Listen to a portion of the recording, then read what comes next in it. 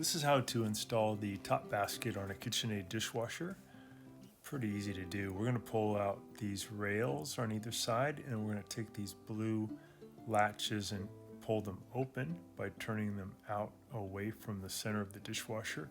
We're going to guide the wheels into the rails one by one. So we'll do the right side. Just going to guide it right in there. It should go in real far to your right.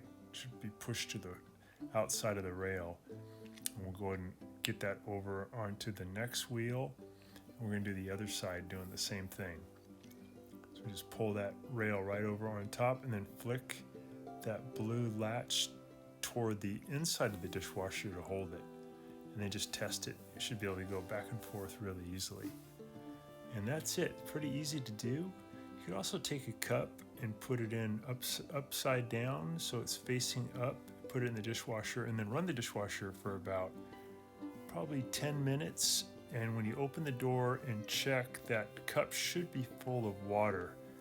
That means everything's working right. If it's not full of water, it's probably due to the filter being dirty, and it's really easy to clean. Watching our video, and please subscribe to our channel when you get a chance, and also click the little bell notification button so we can send you weekly videos on all the different ways of fixing appliances around your home and saving you lots of money. So thanks again for watching, and please also press the like button for our video if this was helpful to you. Feel free to contact me at the email listed below, which is scottthefixitguy@yahoo.com, with any of your questions.